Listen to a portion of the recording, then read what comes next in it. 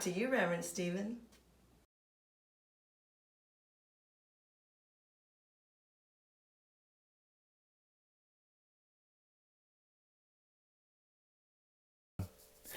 Good morning, CSL Simi Valley. It's good to see you wherever you might be hailing from this morning, whether it's your living room, your bedroom, outside, or another state. We're just happy to have you.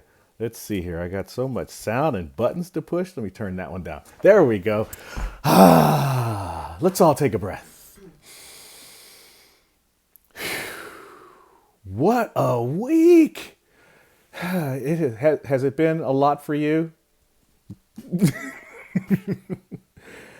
What is the world being called to realize and to know? Today we talk about arriving anew. There's a lot of new arriving in a lot of people's folks. It's Palm Sunday. What a powerful, powerful day to kick off the Holy Week, and in the story of the life of the man known as Jesus the Christ, the man from Nazareth, who the carpenter, the teacher, the great example, as we say here in the Science of Mind, not the great exception, the one that was here to tell us and show us the way to live our lives, kind of give us a manual for life. So, interesting. If we were to say, hey, I know the secret to life and I'll give it to you for $20, people would probably line up for it. Here's a guy that walked around for 3 years telling people about it for free, right? And do we listen to it? So we'll talk a little bit about that. It's also the closing of the season for nonviolence, the 64-day season for nonviolence that began on the recognition of the death of assassination of Mahatma Gandhi, and then closes on the anniversary of the death, which was yesterday, of Dr. Martin Luther King Jr., April 4th. And then in the middle of it is Cesar Chavez's birthday, another nonviolent peace fighter in the world. So it celebrates all three. And I am just so disappointed that we have to be here for one particular personal reason today. We were going to have our International Food Festival today, but we're not going to have the International Food Festival unless you decide at home to have, because here was the menu: Indian food, Mexican food, soul food. So for today, here's a ding! Support your local restaurant in your area that is doing takeout through whatever it is, Instacart, Grubhub, or just throw it to your car when you drive by. But support that local Indian restaurant or Mexican restaurant or soul food restaurant nearby and have International Food Festival at home. And then we'll have another one when we all gather together and can be one to one, arm in arm. Okay, so that's kind of a little rundown of what's going on. Oh, got a special addition today to the service. Got something called the Comment Cam. Can the Comment Cam just be ready for a cameo appearance? I know it's like a surprise. Oh, the Comment Cam is ready. Here we go to the Comment Cam. Good morning, everybody. It's so great to be on Facebook and see all your names. Let me give a shout out to a few of you. Marianne, Deborah Delahunty, Lisa and Seth, Linda and Reverend Rob, Gary, Sandy and Al, Claudia and Steve, Ralph Seaman. Ralph, when I saw your name, I realized we always say Ralph Seaman. We don't never say just Ralph. Kate O'Brien, Cheryl Glad, Lila, Bridget, Terry Gamson, Taylene, Sherry, Reverend Maggie, Melissa Spiegler, Reverend Jennifer, Dale, Wally and Colleen, Dina and Mark, Julia and Kevin, Kathy Bird, Jen Daly, Dorothy, Carlene Volts, Lane, Patty Justice, Marion Medlock, Darlene. Thank you for being here. It's so lovely. We already have gotten comments that people are dancing with the intro song. Yes, I love that. And also, Stephen, they really like the Oneness at One. Oh, that's awesome. I like Oneness at One too. That's cool.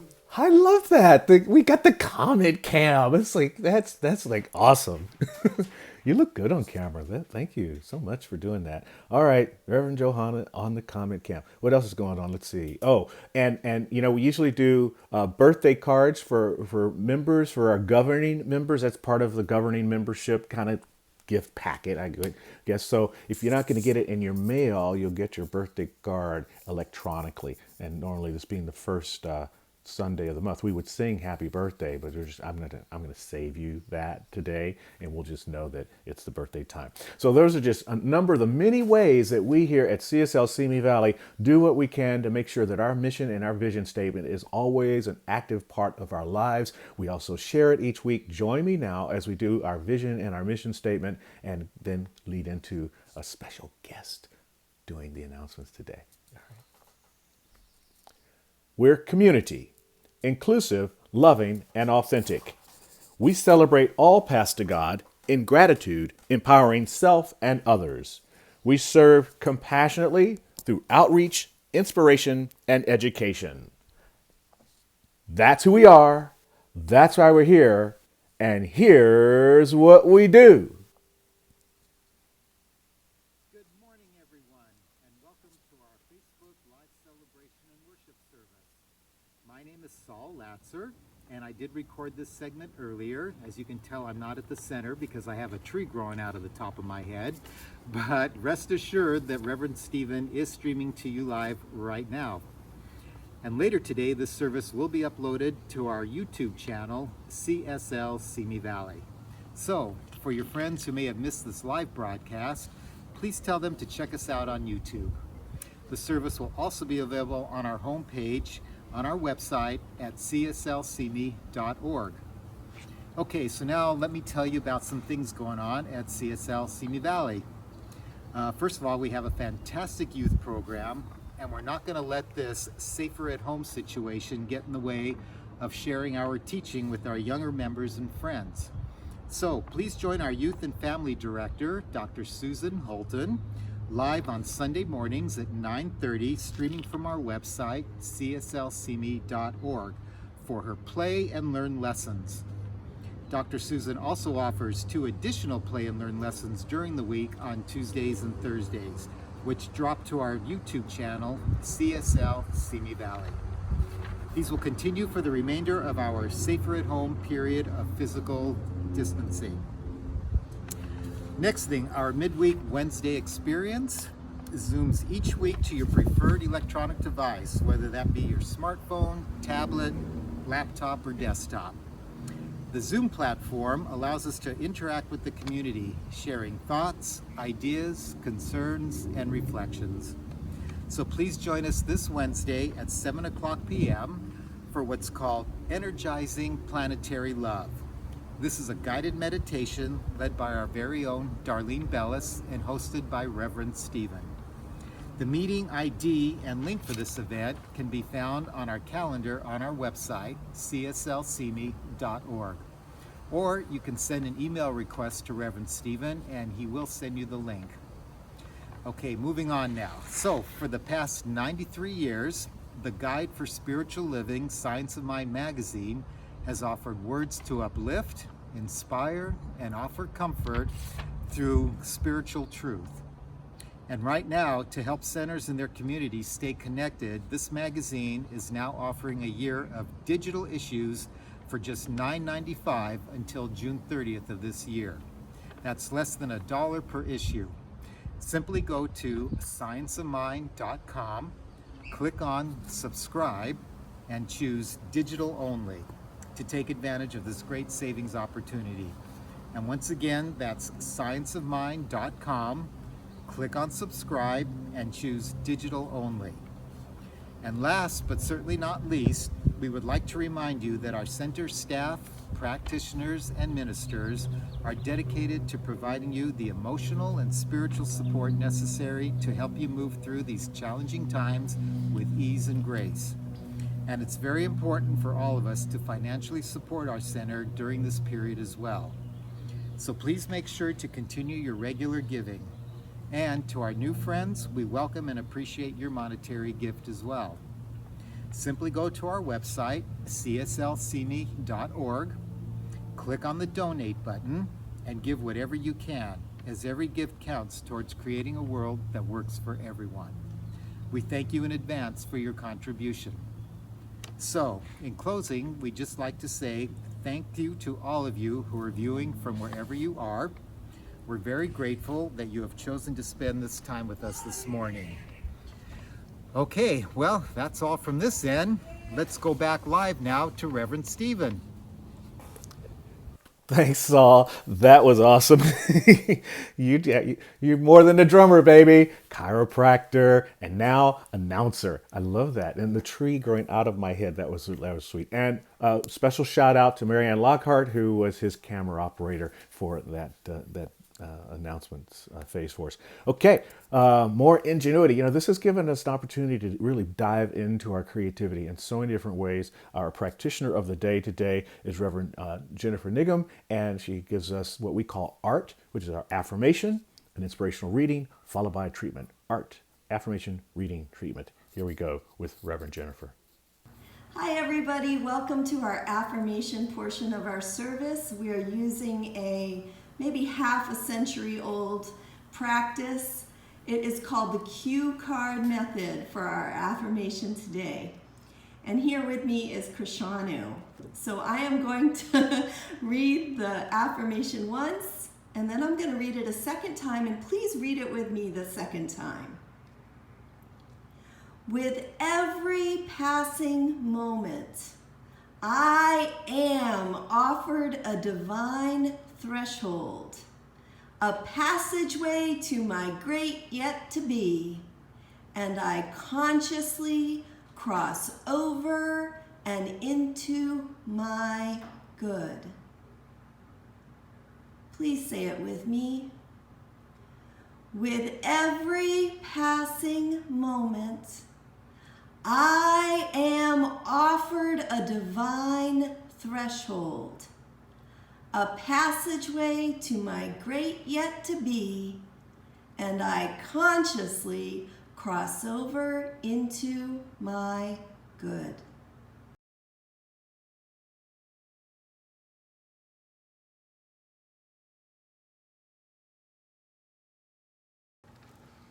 Our reading today is from the book Notes to Myself, My Struggle to Become a Person by Hugh Prather. And this section is about love. Love unites the part with the whole. Love unites me with the world and with myself. My life work could well be love. Love is the universe complete. Love is the vision that can see all as one and one as all. I and my Father are one. How do I get love? I have it. I must drop my definitions of love. Love is not saying nice things to people or smiling and doing good deeds. Love is love. Don't strive for it, be it. I love because I love. As Johanna Van Gelder asks us, let's read it a second time. And this time I'm going to substitute the word love, as Ernest Holmes would probably allow me to do, with the word the divine.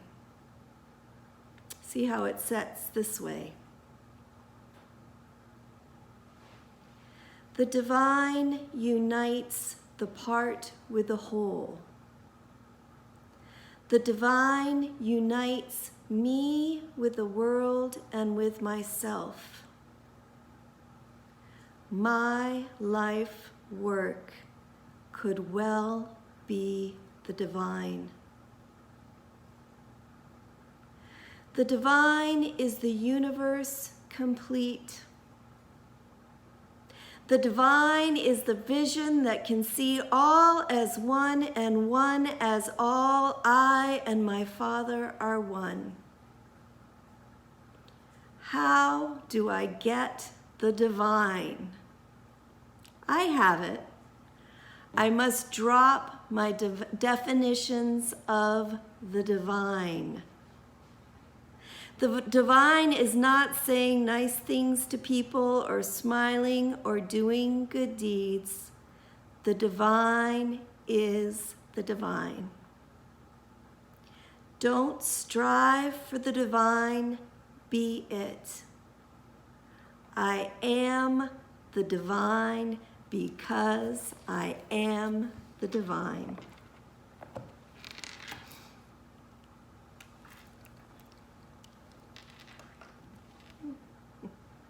Let's pray.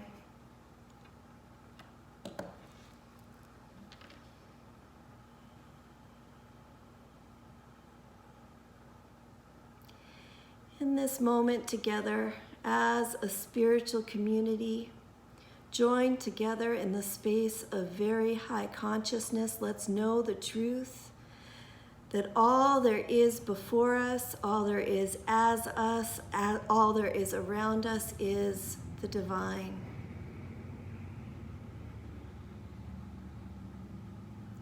That within each moment to moment to moment is perfection. That within each moment to moment to moment is pure good. And that each one of us here present is expressing perfectly as our good.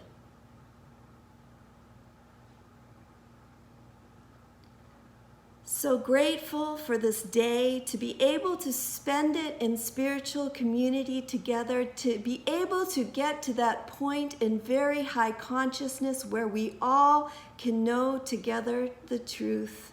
I release these words into the field that I call mind, and so it is.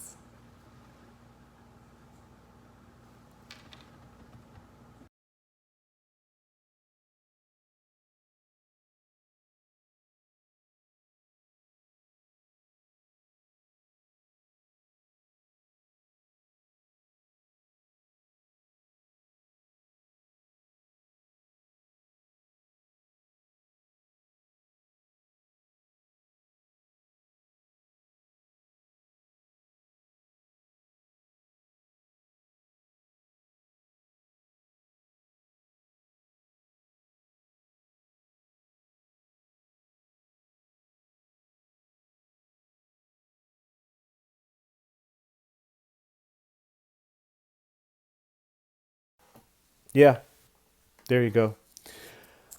There's so many buttons to be pushing sometimes. I was so taken with the prayer, and I was talking about the power of the mind, and how it's just so interesting that in the process of dealing with mind, and how creativity is working, and how much there is with technology that allows us to be together, that the mind can be used to separate us, but also can be used in that same consciousness to connect us. And the creativity of the human spirit has allowed us to connect ourselves with this technology in most amazing ways. That's why you saw the opening prayer go off and on, because I was saying, look at this. I mean, I could just go back to the opening prayer, boom, or I could say, okay, we're done with the opening prayer. We can, I can go back and talk about what's coming up on Wednesday, the energizing planetary love, or come back and just talk to you. This is amazing. So we can stay connected no matter what, particularly through this thing called Facebook. So let's go back over to the Facebook comment cam and see what's going on with you guys. Thank you everybody for your comments, especially when there's no sound. When I look on Facebook, there's a delay, so by the time I get your comments, Stephen already has been talking for a few minutes. So just know that if we don't respond right away, that's because we didn't get it right away. Okay? So a few more shout outs. Michelle and Dean, Rodani Rutgers, Lydia, Diane Klimzak, Joyce and Costa, John Nubile, Brad and Lynn, Patricia Bahai, Cindy, Karina, Mona. It's wonderful. I also want to let you know that if I don't shout out your name, I might not know that you are. I usually see it in the comments, who is there. So I know that often we get comments from Reverend Stephen's brother, Tim Michael, and his dad, Louis Rambo. So I know that they're listening, so welcome. Also, Stephen, again, somebody just said, oneness at one keeps me going. Oh, And also, Wednesday Zoom is just absolutely wonderful. So if you haven't participated in that, get the Zoom link, be there. It's like being community, sharing together. And then also a lot of gratitude for Saul and Reverend Jennifer has been expressed. oh, fantastic! Thank you so much. You're so beautiful. That's what a natural. Oh, you want to come back over here? You want to look at her? I was still look. I'm talking to her. And I'm still looking at her on camera. It's so much fun. All right, so let's see. Oh, great! I'm glad you're enjoying Reverend Jennifer because she's still here with us. It's time for us to go into the gap, the God awareness place, and Reverend Jennifer is going to lead us into that. But let's take a couple of breaths before we get there and just settle into the experience of the God awareness place.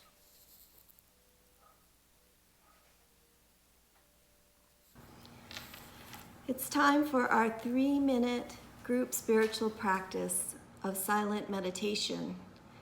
And unlike our usual practice where we're sitting all shoulder to shoulder in a sanctuary together, we are expanded in our sanctuary.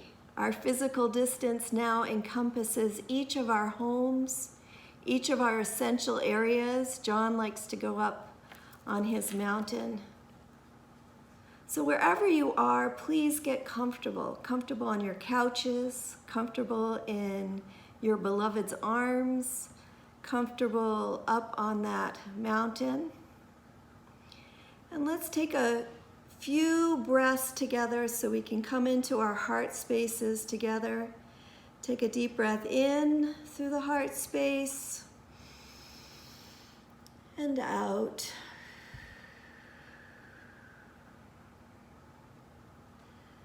Take another deep breath in through your heart spaces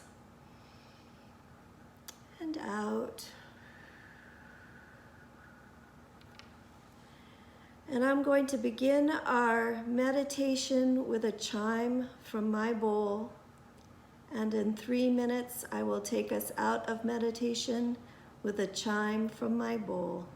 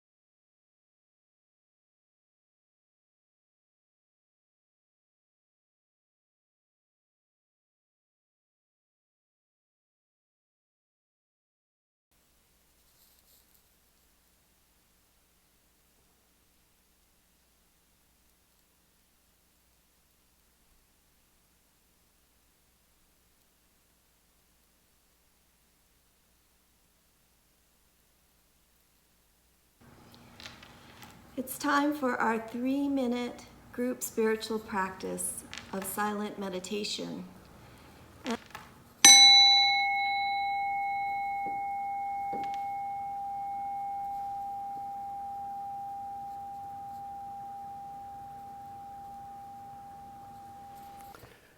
You just gotta love live TV, even if it's not TV. You gotta love live Facebook. Always an opportunity to roll the wrong video. Hope you enjoy that moment of meditation.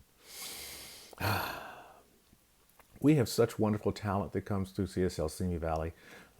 We had the Powers, Jason and Heather last week. Of course, we have Sherry Deeds. Wonderful band, the Soul Purpose Band. We have top-notch musicians, Jamie Lula, Tina Meeks, Masta, that comes into our center, that travel all over the CSL circuit, which is nationwide. And every time they come, they say the Soul Purpose Band is dynamite.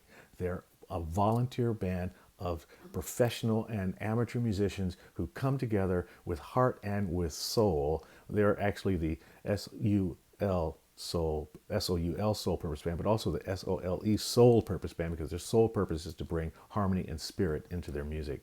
It's not, we don't have them today, but we do have that same good quality music. Today's musical guest artist is Patricia Bahia. Good morning, CSL Simi.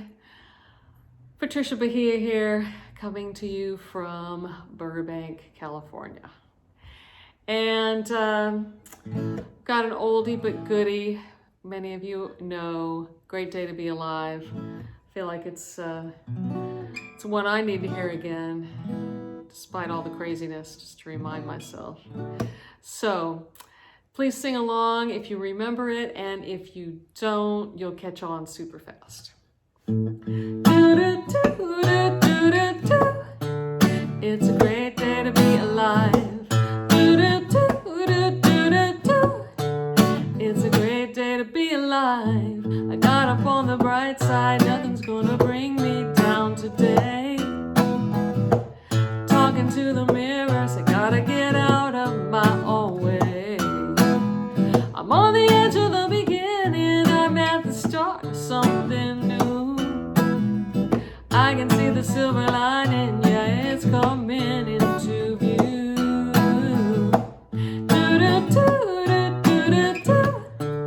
It's a great day to be alive. It's a great day to be alive.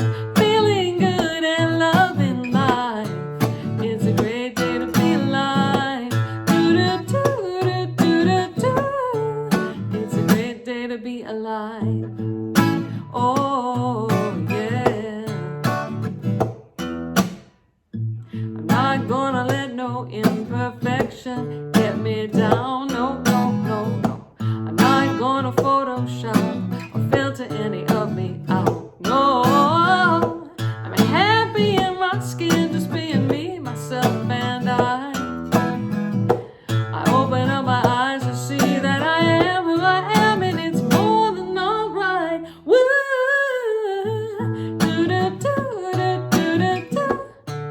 It's a great day to be alive. It's a great day to be alive. Feeling good and loving life. It's a great day to be alive. It's a great day to be alive. Life's too short to dwell on yesterday, and I can't ever change it anyway. I'm gonna live like there's no tomorrow, 'cause I really only have today. Yeah, oh yeah. It's a great day to be alive. It's a great day to be alive. It's a great day to be alive. Feeling good and loving life. It's a great day to be alive. It's a great day to be alive. Let's do it again. It's a great day to be alive.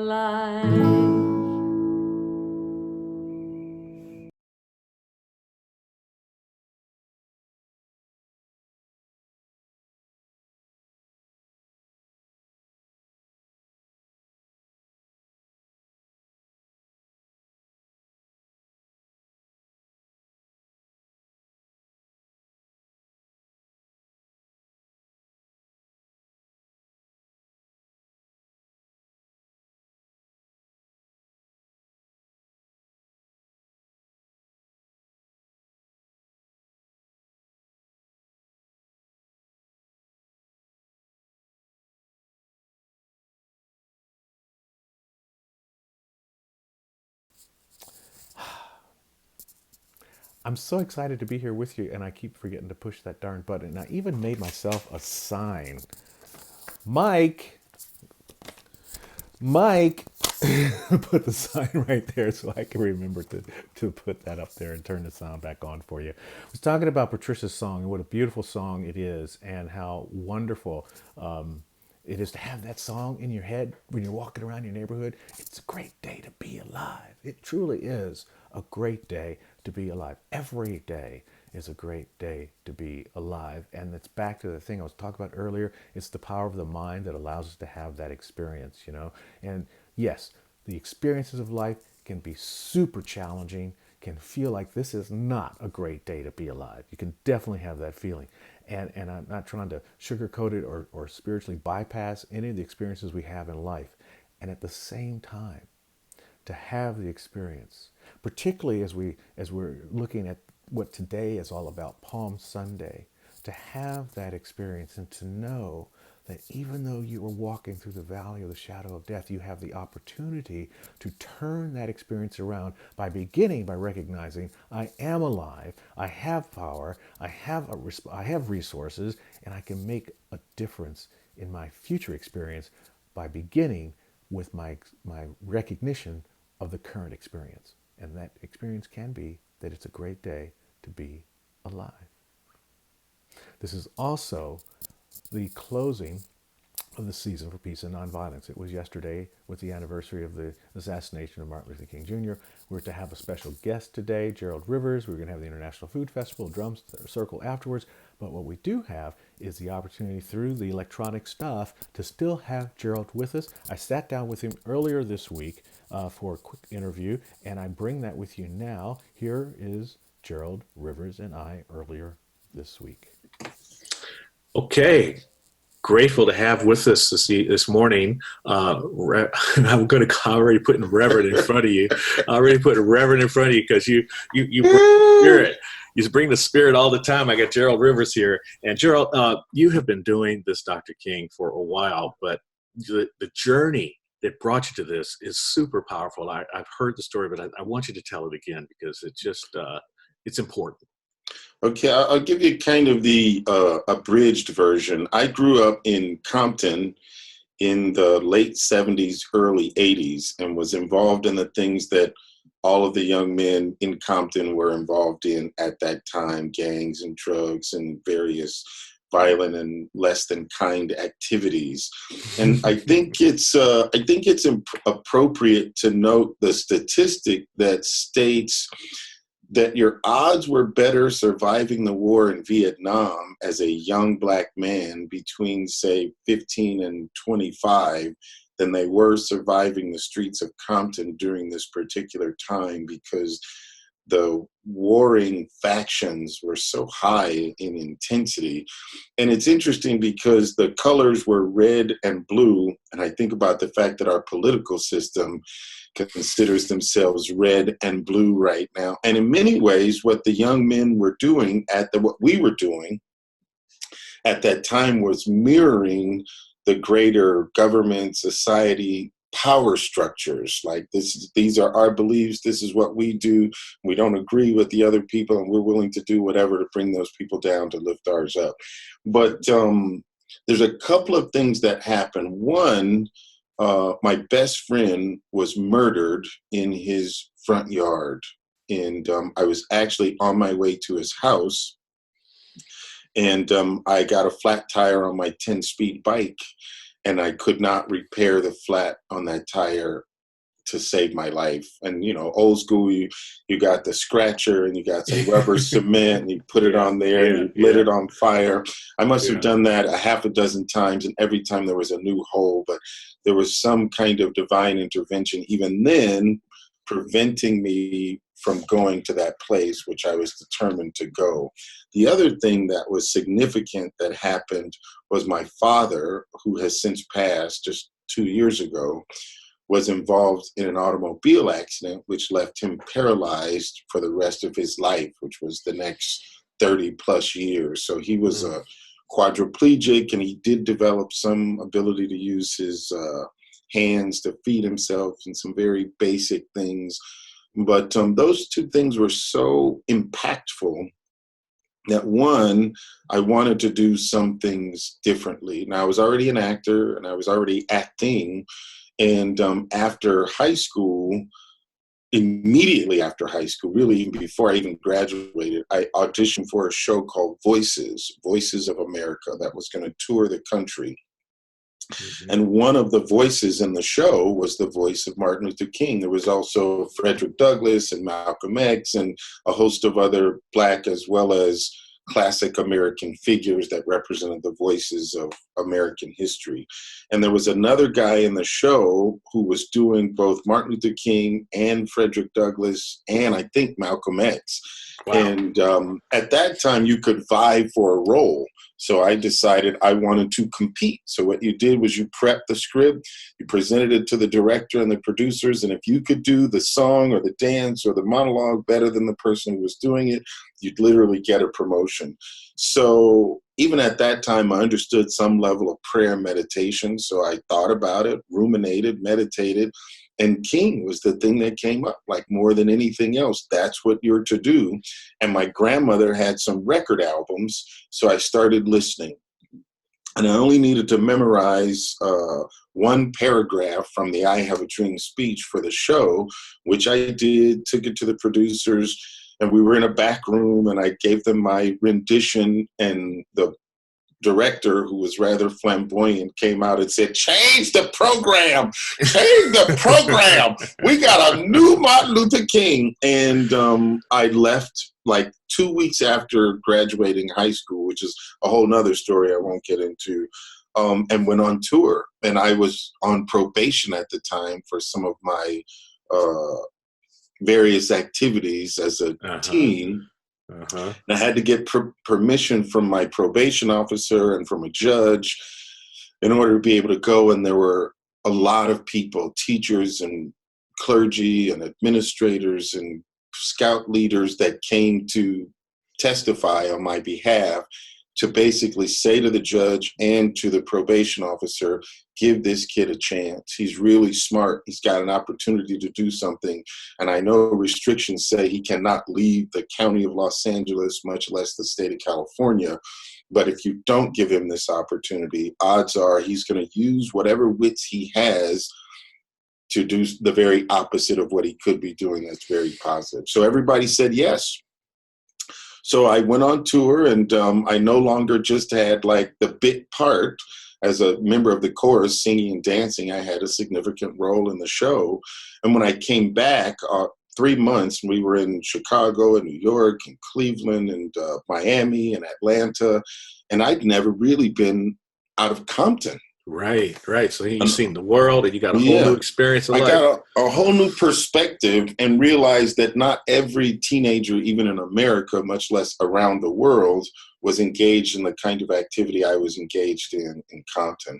When I got back off the tour and I made a little money and I bought myself my first car, and my mom said, well, how do you go from being on probation with the threat of being incarcerated to being on tour and to being somewhere off Broadway in New York doing a show? And I said, well, I played Martin Luther King. And she said, well, whatever you did, will you do it at the church? So I went to her church and I did just that little excerpt. And there was a woman from the Compton Library. And she said, would you do it at the library? And I said, okay. And then there was the Boy Scout leader. Would you do it at the Jamboree? I said, okay. Will you do it at the elementary school? Will you do it at... And that is the way that it has been going for the last almost 40 years. Somebody hears it and says, will you do it at my church? Will you do it at my school? Will you do it at the convention center? Will you do it at the hospital? Will you do it at the senior citizen home? And so, of course, over the years, I had to develop and learn more than just one paragraph from the I Have a Dream speech. So now the repertoire, literally dozens of King speeches fully committed to memory verbatim that I could do at the drop of the hat. The unique But you know what really comes to me about that is because you've done so many of them and have so many of them. See, I don't say that I say you render Dr. King. Mm-hmm. It's a different kind of thing. You're not an impressionist. Correct. You render him. You bring his consciousness through you from all that you've understood, and then you express it from that. And I think that's what adds a different level of power to what you're doing. You're not standing up there reciting a speech that you've memorized. You're saying words that you've come to embody. Correct. And the other part about it is I no longer, well, not always, often I don't do one speech in its entirety. Because I have such a large library, I can draw reference material from 8, 9 different sources and make it sound like a stream of consciousness that's taking place right now without changing any of King's words. They're all still his words, his thoughts, his teachings. But then what people are hearing now is something that's never been heard in that way before, under the guise of peace or nonviolence or love or government or poverty or religion or spirituality. All of those things have touch points that will send me someplace else. And then in real time, I'm sort of making these edits, which I can't take responsibility for. I just get up and open myself up as a vessel to say whatever needs to come through me, I'm willing to allow that to happen right now without judgment, without wondering, was that right? Did that make sense? Just stand up there, be present, and open the portal, if you will, and let that download come through for an audience that needs to hear specifically that. That's beautiful. That's interesting that you would say all that, because remember I started off saying that I'm here with Reverend Gerald Rivers, because that is a very spiritual experience what you're sharing with me. It's so powerful from that perspective.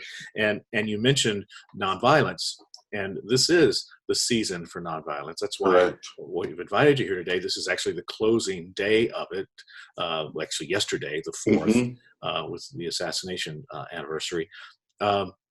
Speak a little bit about how nonviolence is showing up as an opportunity in our world today, if you can, in light of what's happening in our world today. Here.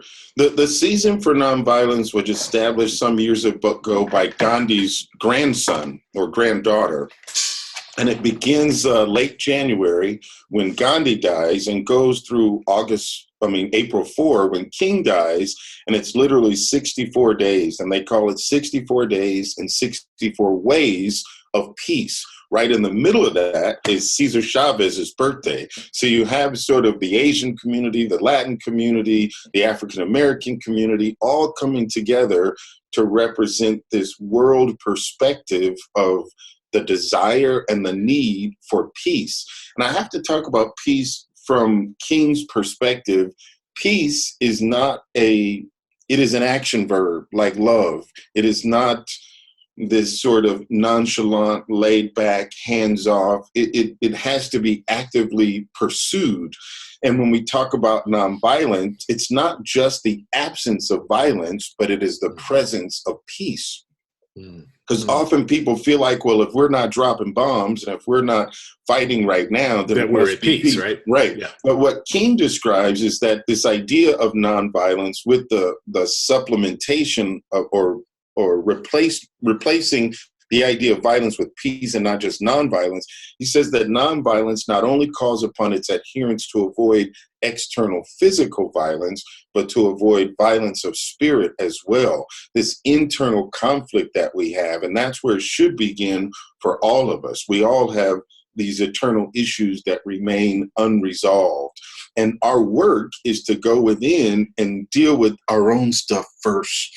And once we do that, then we can not only help other people, but we can live our lives as an example and be in integrity with the idea of peace. Because if I'm in inner conflict with me, how can I help you resolve an issue? And I'm not saying it's impossible to do that, but by having that very presence, that embodiment that you talk about, it allows me to be a light, in the idea that let this light so shine that other men will see God, will see peace, will see love, will see nonviolence through me. And as somebody who's been through a very violent upbringing, I'm right now the most chill, peaceful guy that I know. Do you know what I mean? And Yeah. sometimes I think about those things that have happened, and it almost feels like that was somebody else's life or somebody else's experience. And in many ways, it was, because the person I have evolved spiritually as today is not the same person that existed, that was engaged and involved in all of that. And part of that is the acquisition of information. So they say knowledge is the acquisition of information, but wisdom is the application of what you know. Right. And so some Yes, people well get said. all this knowledge, and they want to espouse these theories, but they aren't practically applying them. And there's somewhere it says, in all this, get wisdom. Yeah, right. Yeah, it's Get an wisdom. ancient teaching. And it's interesting that today, we're at Palm Sunday. We're rolling into the Easter week and the Holy Week. Passover is taking place. Yeah. This is, my talk title for today is actually Arriving Anew. And what I hear you talking about is this opportunity for us, as we say, to cross a divine threshold into something new. And I think that we're in a moment in time, whether it's coronavirus or world coming together as one kind, that a threshold is here upon us. Absolutely. It really should and can be seen as an opportunity, because many of the old systems that have never really served us are breaking down. They are debilitating right before our very eyes, and we realize they aren't as strong as we thought they were. And we are more connected than we ever thought we were, because this thing doesn't care how much money you have, or what you look like, or where you live, or how you worship. I'd like to think of it as an opportunity for the earth to cleanse itself. Because when we think about the air quality in Los Angeles in particular, is better than it has been in decades, after merely a few weeks of fewer people driving and less business and industry and manufacturing that is pumping. The folks in Asia are now seeing fish in a body of water that they never knew were there. And whether it's that the fish weren't there because it was filthy and now they're coming back, or they were always there and now we can see them because we can see better. We have the eyes to see, which is profound in and of itself, but both are probably true to a certain degree. And it's an opportunity for us to help each other, to see our humanity, to see our equality, to see that we really are all in this thing together. It's also an opportunity for us to check in with ourselves. Yes. We get so busy. I got to go to work, and I got to go to school, and I got to go to the meeting, and I got to go to the thing, and I got to go to the gym, and I got to go to the store, and I got to. What the universe is saying is, maybe you got to just look at you and go deeper within and say, what happens when I don't have all this other stuff to do? What would you be doing with your lives? Would you be exercising? Would you be eating better? Would you be praying? Would you be meditating? Would you be communing with people who are of like mind via Zoom or Skype or Facebook or telephone? Because now you don't have any excuses. Right. And what I heard in all those questions you said, would you be, can we be? Here. Move from the human doing to the human being. Here. I'm going to use that as a segue, because I really want our congregation, our community that's expanding, that's going to be with us on Facebook, on YouTube later, to see the experience, to have the experience of Dr. King. So would you be, for us, Dr. King? And so we're going to ask, maybe I think you're going to record something for us that we can then roll in and play. Yeah, I'm gonna be standing, because that's gonna be easier to do that in. But the short answer is yes, and yes. Can I be? Will I be? Am I willing? Am I able? Am I ready? And I think that's the question we're asking everybody. Are you able? Are you willing? Are you ready? What else is in your way? What else is holding you back, that allows us to be more and never less of who and what we truly are and we're meant to be? Preach, my brother. We're calling this we're calling this not church. We're calling it virch. Here, here. And we're practicing virtuality. I love it. I love it. And I love you. And thank you for doing this. And now I'm going to turn this over to let you see Gerald Rivers as Dr. Martin Luther King. Thanks so much for being with us, my brother. Thank you, good brother. Thank you. Peace.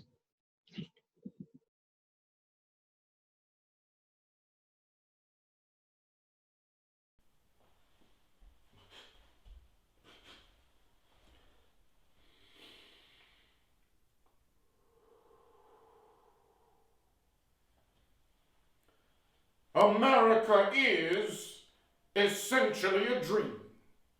It is a dream of a land where men of all races, of all nationalities, and of all creeds can live together as brothers.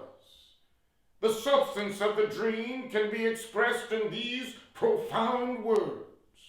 We hold these truths to be self-evident, that all men are created equal, and that they are endowed by their Creator with certain inalienable rights, that among these are life, liberty, and the pursuit of happiness.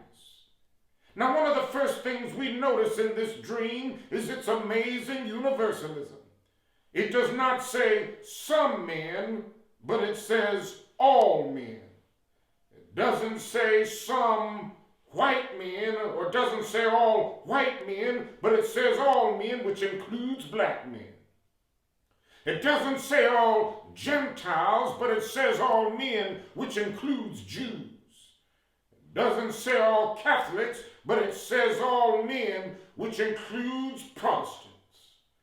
The other thing that we notice about this dream, and this is one of the things that distinguishes our form of democracy from other totalitarian systems around the world. It says that there are certain basic rights that are neither conferred by nor derived from the state. In order to discover where they came from, it is necessary to move back behind the dim mist of eternity. They are God-given, gifts from God's hands. And seldom, if ever, in the history of the world has a socio-political document expressed in such profound, eloquent, and unequivocal language the dignity and the worth of human personality. For the American dream reminds us that every man is the heir of a legacy of dignity. But in order for us to make the American dream a reality, we must first seek to make the world dream a reality. And therefore, we must begin with a world perspective. You see, the world in which we live is geographically one. And now we're challenged to make it spiritually one. Now, it is true that the geographical oneness of this age in which we live came into being to a large extent through man's scientific ingenuity. Man, through his scientific genius, has been able to dwarf distance and place time in chains. We've been able to carve highways through the stratosphere. And this age has allowed us to compress into minutes distances that once took days. Bob Hope has described this new jet age in which we live, and I think he's given an adequate description. He says it is possible to take a non-stop flight from Los Angeles to New York, and if on taking off in Los Angeles you develop hiccups, you will hic in Los Angeles and cup in New York City. You know, it is possible because of the time difference to take a non-stop flight from Tokyo, Japan on Sunday morning and arrive in Seattle, Washington on the preceding Saturday night. And when your friends meet you at the airport and ask when you left Tokyo, you will have to say, "I left tomorrow." Now, this is a bit humorous, but I'm trying to laugh a basic fact into all of us, and it is simply this: that through our scientific genius, we've made of the world a neighborhood. And now, through our moral and ethical commitment, we must make of it a brotherhood. We must all seek to work together as brothers, or we will all perish together as fools. You know, I've seen poverty. I've seen it in India. I've Seen it in South America, I've seen it in Africa, I've seen it right here in the United States.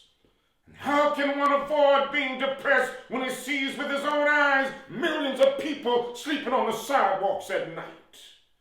As I looked at this situation, I asked myself, can we stand idly by? And an answer came, oh no. For the destiny of India and the destiny of China and the destiny of the United States is tied up with the destiny of the rest of the world. And we've got to be able to look out for one another.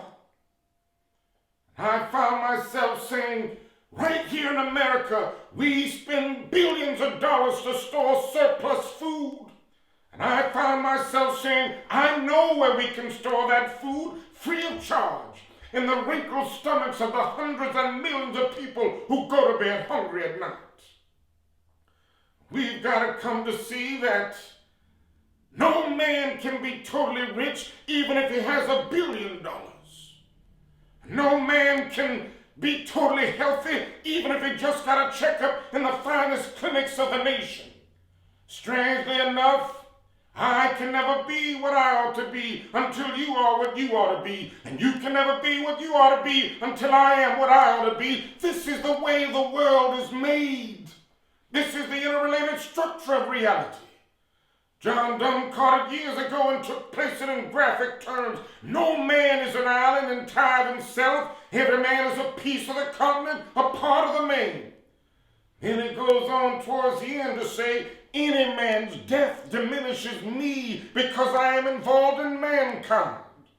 Therefore never seem to know for whom the bell tolls. It tolls for thee. This is the meaning of having a world perspective, if we're to realize the American dream. The other thing is, we've got to delve deep into the philosophy of nonviolence. This is not a weak method, for it's the strong man who can stand up against violence being inflicted upon him and not retaliate with violence. I know that there are those who will ridicule it occasionally, but it has worked miracles in the South. There are those who would say that this thing will never work, and I say to them that when we were in those jails in the South and we were practicing on nonviolence, the jailers would come and listen to our songs and our prayers. This method has a way of disarming the opponent. It exposes his moral defenses, weakens his morale, and at the same time works on his conscience, and he doesn't know what to do. Now, he will know what to do with violence. They could call out the state militia. They could call out the National Guard and kill hundreds and hundreds of innocent people and argue that they're inciting a riot. But they've proven over and over again that they don't know how to handle nonviolence. And that means that if it beats you up, that's okay. If it doesn't beat you up, fine. Even if it tries to kill you, you develop the inner conviction that there's some things so dear, some things so precious, some things so eternally true that they are worth dying for. And I submit to you that if a man has not discovered something that he will die for, he isn't fit to live. I've tried to talk in militant terms for the last few minutes.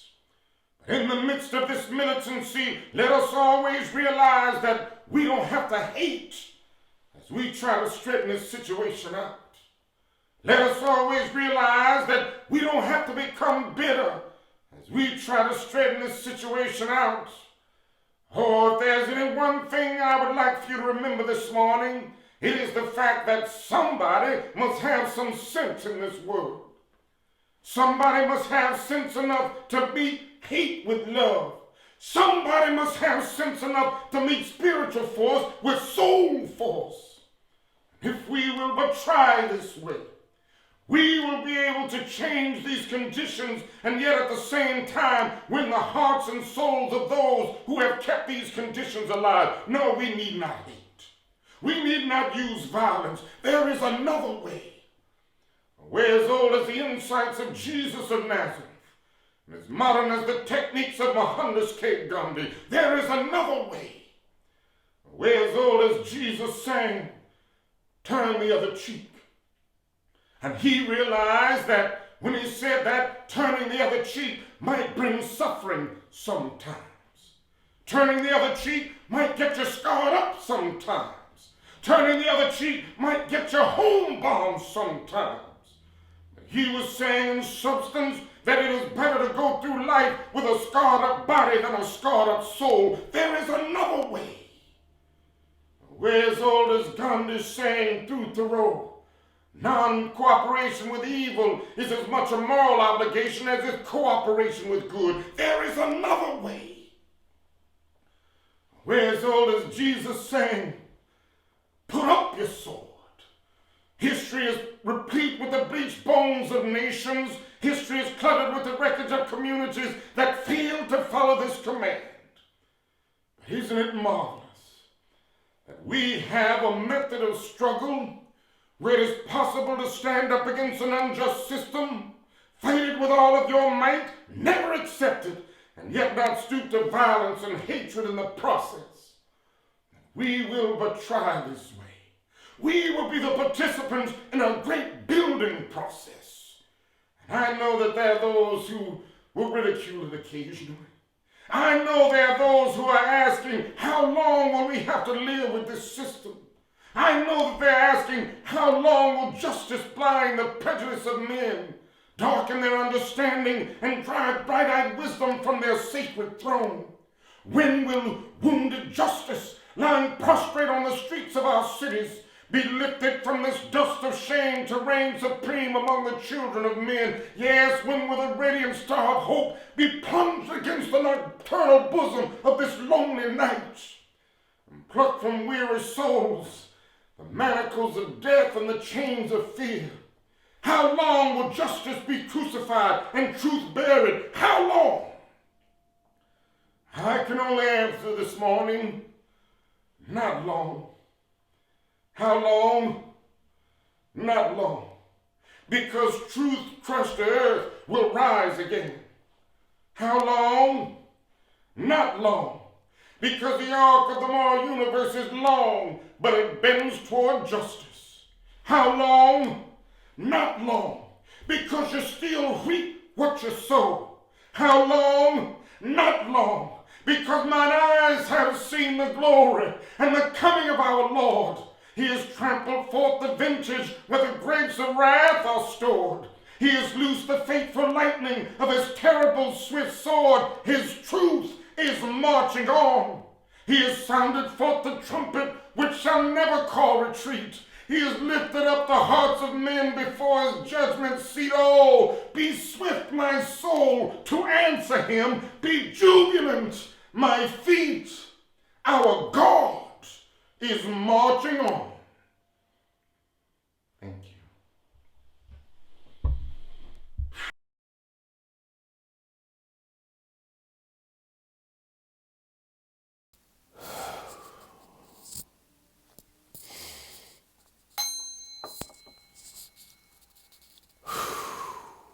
Take a breath, my friends. Gerald Rivers. Gerald Rivers, rendering Dr. Martin Luther King. How long? Powerful, isn't it? Powerful. Yeah.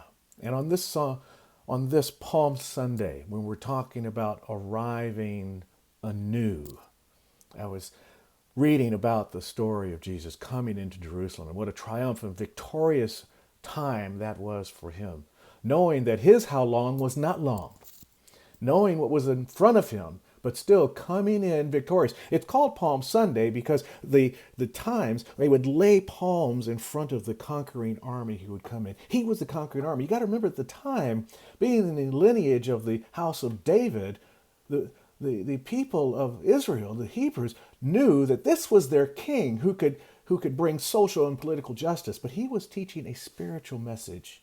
He was saying that rather than fall down, rather than choose to give up, you choose to stand up and to get up. That our greatest moment is when we start. Our greatest moment at arriving anew is when we start, when we answer the question of how long with right now. How long? Right now. When it seems dark, I'm thinking of a quote from the Harry Potter series. Dumbledore says that happiness can be found even in the darkest of time if one only remembers to turn on the light. It's time for us to remember to turn on the light, to hear those words of Gerald, and to turn on the light. Thank you for staying with us. I know we've been a little bit longer today. We still have Patricia Bahia comments from the CAM. We're going to do the healing prayer in a moment. We're also going to have our cameos from different people in the center. So stick around. We've got a little bit more to go, but I just wanted to kind of cap off and remind us about the Palm Sunday story and how it's a part of our story. It's a part of our journey to be victorious. It's a symbol of the possibility in all of us to arrive beyond the circumstances of our day into the eternal light of spirit. How long? Not long. Right now, if you choose. Join me now for our healing prayer. In our healing prayer moment, it's a time for you to recognize the truth of your being and to recognize that there is a power to presence that knows exactly how to work with love and law to bring about the truth of your life. So I give you a couple of moments to just sit in contemplation, and then we will join together in prayer.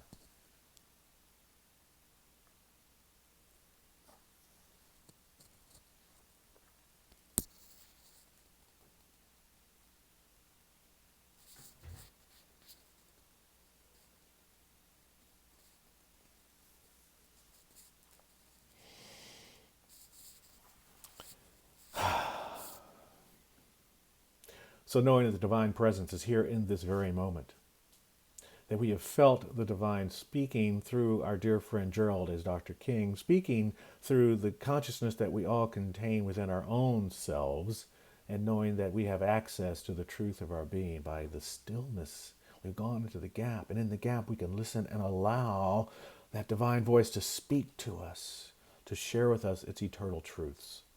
And right now I am feeling and knowing and sensing from each and every one of you, regardless of the distance, that we all allow ourselves the opportunity to live in satisfaction, to live in connection, to live in joy. We bring about that joy, that satisfaction, that connection in knowing that we are all one, knowing that prosperity and abundance is a part of the experience of life itself. You don't believe it? Just look at the trees and the leaves on the trees and the birds and the bees and the flowers that are out there around us. We simply know that everywhere we look, the sky, the clouds, all around us, we see the evidence of the infinity of life and the infinity of life available to us in finite form. So in this moment, we look to the infinite, we grab the finite, and we bring it into our experience as prosperity, as abundance, as health and wholeness for all those right now that are suffering, not just with COVID, but with any kind of physical impairment. We simply know that at the cellular level, there is a perfect pattern that knows exactly how to unfold. And by the word I'm speaking right now, that perfect pattern unfolds for all those we hold in heart and mind at this moment. Anyone that's dealing with despair, depression, or sadness, right now a sense of joy, harmony, and peace is developing and evolving and evoking and moving up through the spirit to allow that good to shine and that harmony to be expressed. We turn to that great power of love and know it not as a noun, but as an action verb, as a word that brings activity into our lives, like Gerald was talking about the way peace is, like he was talking about the way nonviolence is. We take any violent thoughts in our mind about ourselves and erase those thoughts and bring a thought of peace and serenity and calm, equanimity, and a knowingness that, as our dear practitioner Dee reminds us, love always prevails. If you're feeling the truth of these statements, if something I've said has touched your heart or soul, if you feel gratitude for what is going on right now in this experience we call virtuality, then affirm the good with me now in a sense of deep gratitude as together we say, and so it is. Nothing like a little prayer time, my friends. And let's just see how things are going with all of you out there. Let's stay connected as best we can by going over to the Connections Camp. Reverend Johanna. Yes, Reverend Stephen, I was just thinking about it. When we do workshops, we have a phrase, and that's we ask participants to put their voice into the room. And we do that often through a small exercise that each person answers, and it just brings us present to each other. And so by me calling out names of people who are here on Facebook that I can see, it's like I represent your voice into the room. It's like we feel the community.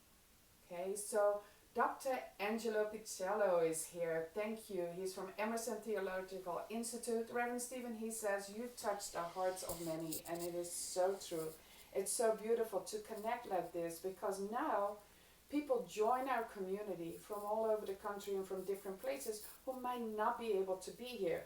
For example, Dan Perry, who was Reverend Stephen's high school friends, and Larry Carroll, who was Reverend Stephen's motorcycle riding partner, but also his co-anchor from CBS. So welcome.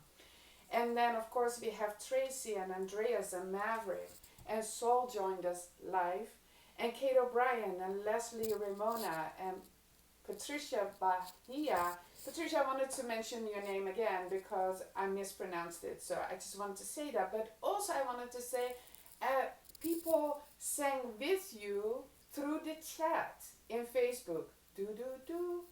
Was posted, it was super sweet. Pat and Gregory, Rick and Yasa, Debbie Barecki, Angela Carol Brown, Debbie James, Lisa and Carol Asari, Reverend Patrick, Ron and Kathy, and Reverend Stephen. People are sending virtual hugs, and they wanted to see your socks, but I don't think it's going to happen today. I want to express my gratitude because our cats are quiet. We have an elderly cat who tends to howl, but during service he doesn't, which is fabulous. Loads of gratitude is expressed for Gerald Rivers. His talk, the interview, people so appreciated it. His talk, his rendering of Dr. Martin Luther King is just absolutely beautiful.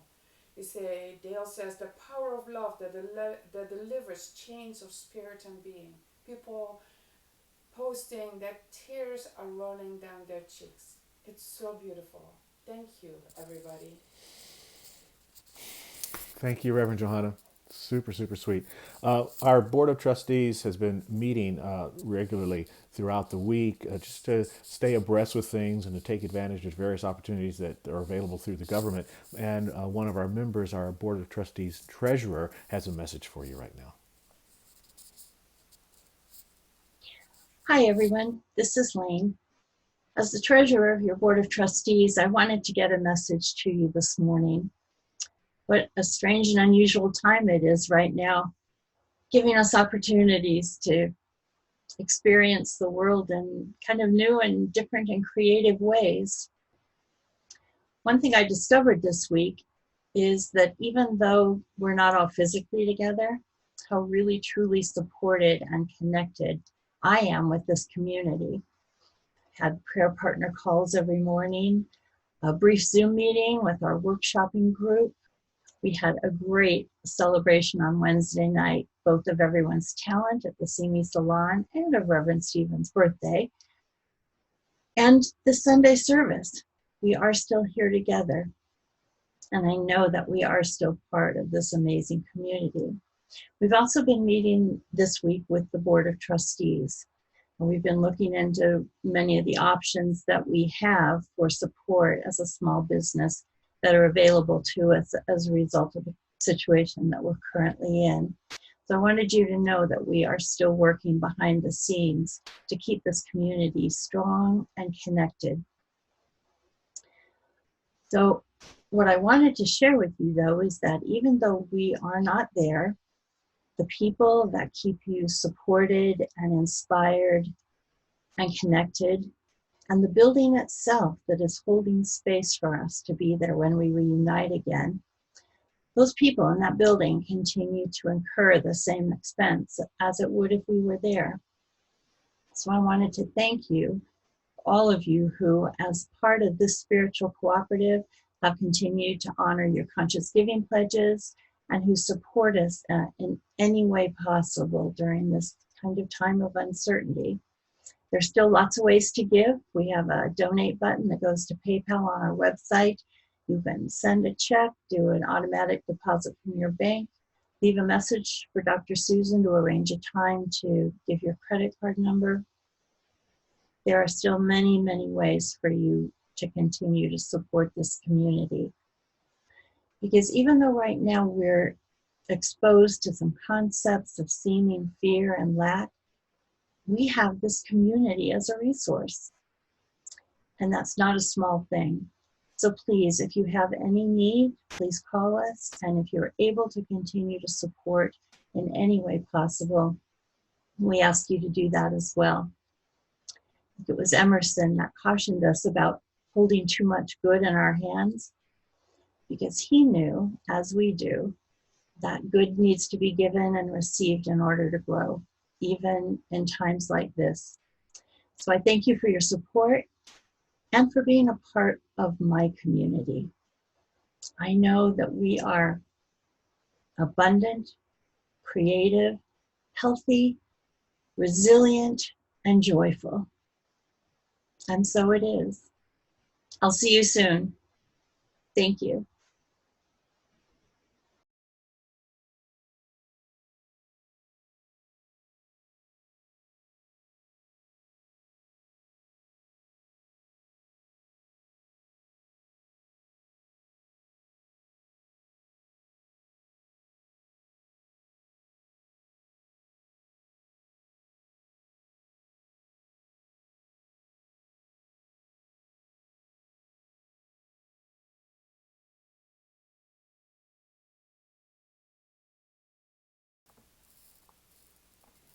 I was thanking Lane for her service. The mic thing. I was so wrapped up in what she was saying. It was really a powerful message, and it's so true. We are here for you. I want to thank Lane, our entire board of trustees, our practitioners, our staff ministers who are available and working overtime to be available to you and present to you. Please do send your emails. Leave voice messages, and we will get back to you, because we're really dedicated to being close to you during this time when we're having physical separation. All right.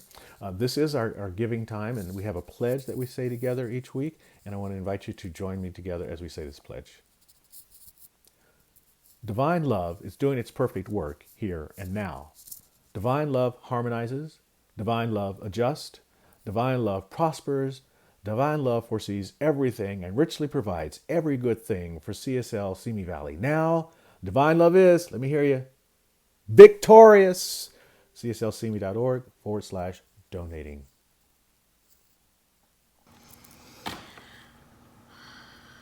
On behalf of our CME CSL eCorps, I am so happy to be able to offer our gift blessing this week, especially after the week that we have had all together here as a spiritual community, but also together as a world.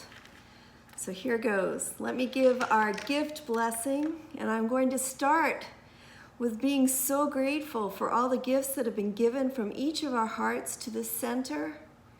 May our center take these gifts and use them to serve others, to uplift others, to help others in their spiritual growth. And then I'm going to move on to Simi Valley. And I'm going to think of all the gifts that have been given in Simi Valley. Think of all the neighbors who have been helping other neighbors from their hearts. Thinking of all the healthcare workers, all the grocery workers. Thinking of all the gifts that have been given that help people stay safe, that are helping people stay fed, that are helping people stay uplifted and feel supported. And then I'm going to move out to our nation. And let's think of all those gifts that have been given. All those gifts given to others who are suffering, who have lost loved ones.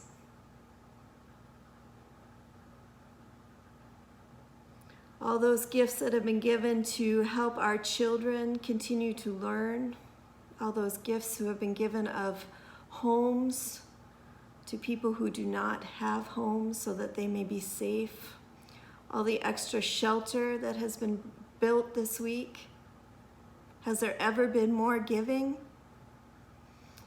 And now let's bless all the gifts given over this planet. So grateful for all those gifts that are helping our world become a better, safer, healthier place. Amen.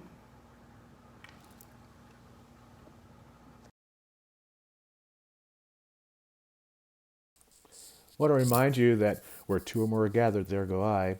We have your prayer partners in prayer available to you. Visit our website, type in your request for treatment at cslcme.org/prayer request. And now a wonderful treat for you from Patricia Bahia.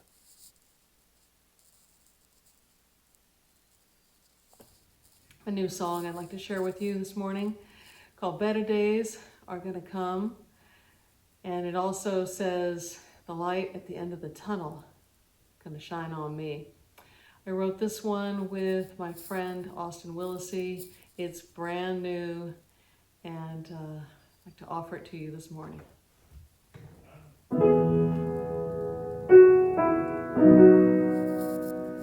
I've been face down in the dust, all my tears turned to mud, but I know that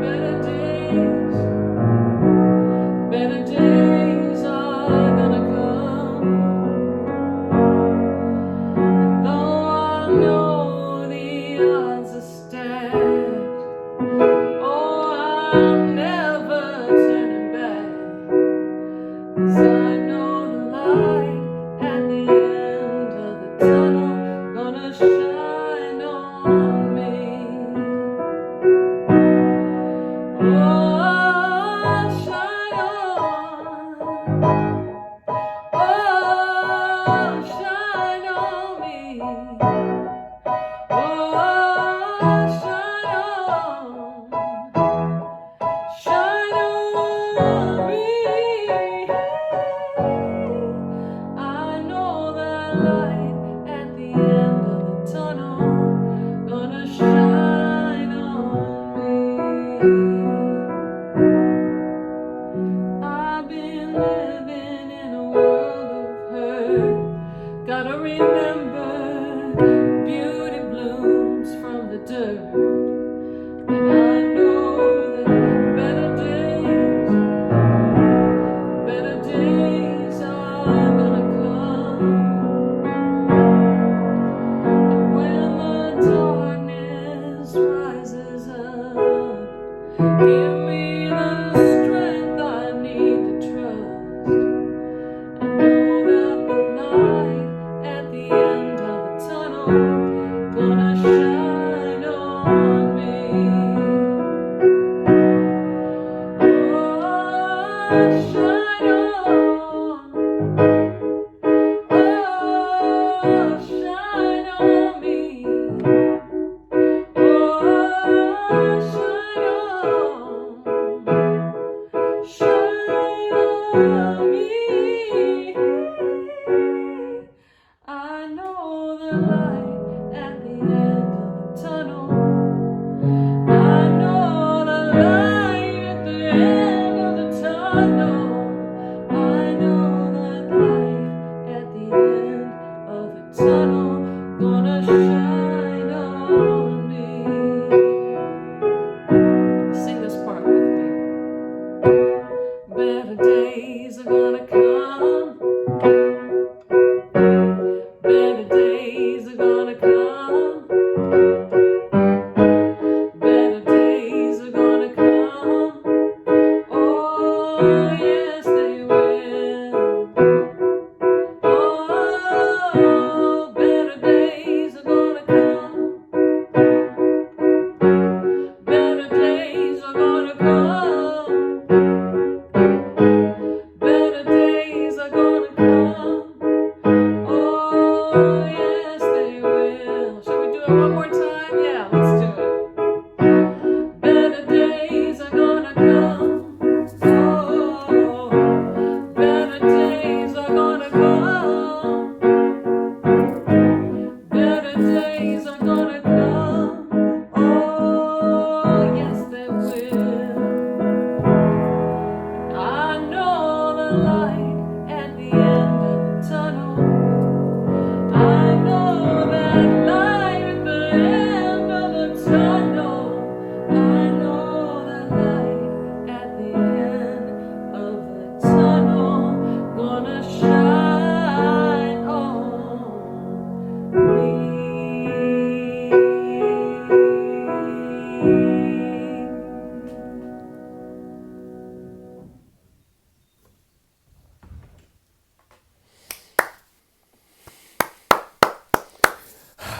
Better days are going to come. Better days begin with consciousness. Your consciousness starts off the better day.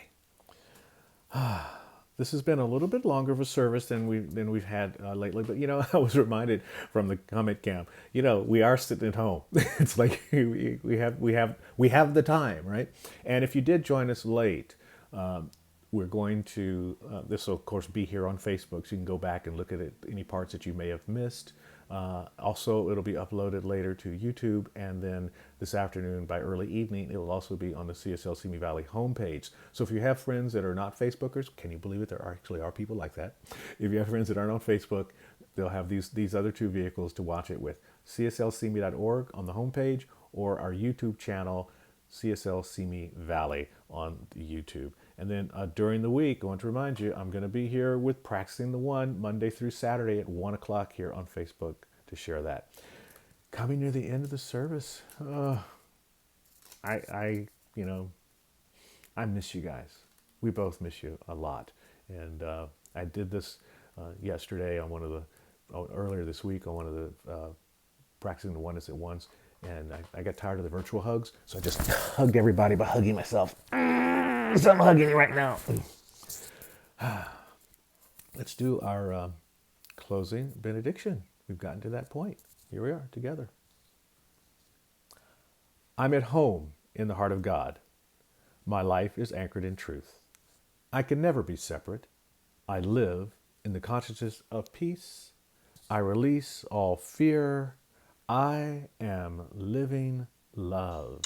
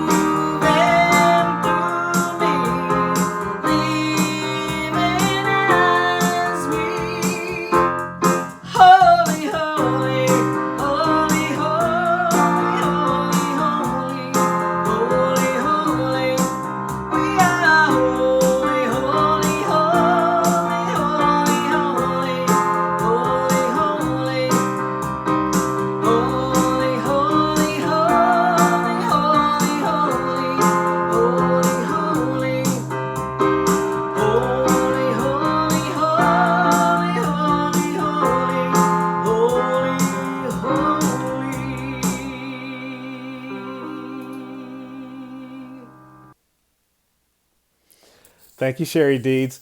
That's awesome. It's just, again, we're trying to bring you a service that's as close to what you would experience if you were in the sanctuary as possible, complete with the songs that we sing and the graphics that we show, because we know how easy it is to feel disconnected when we're separated by distance like this. And so while we can connect ourselves electronically through these various means, having something familiar also, I think, really helps us to stay connected in that same sense. So that's why you're seeing the healing prayer graphic come up for you. That's why we bring up the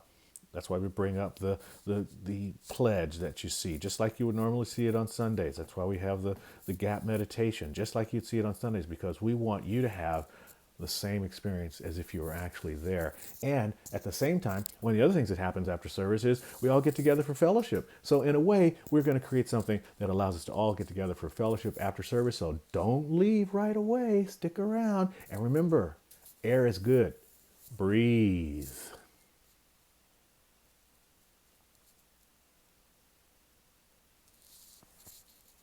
Thank you everybody for being here. A few more comments.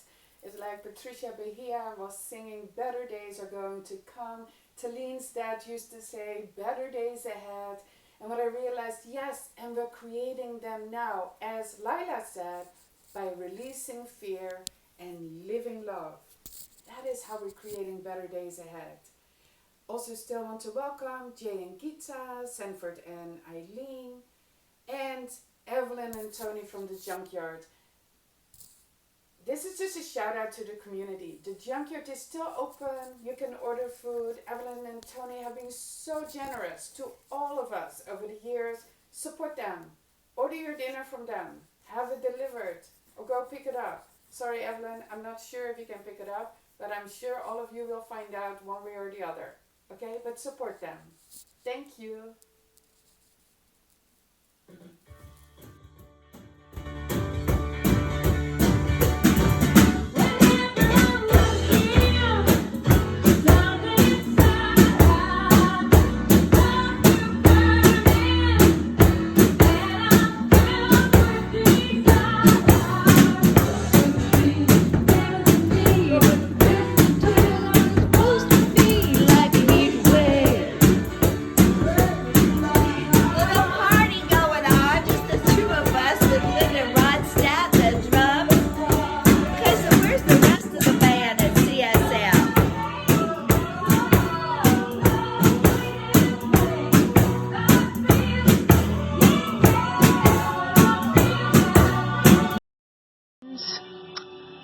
My name is Ligia, and I thought of this that is kind of cute. When you wish upon a star, makes no difference who you are. Join us at CSL Simi Valley and know what your heart desires. You have a wonderful day and find your little island of happiness in everything you do. Love you. Bye-bye.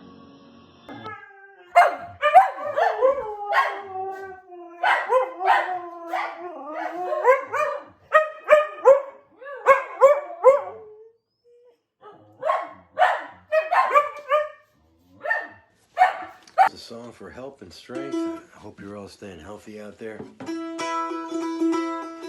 Yes, I know.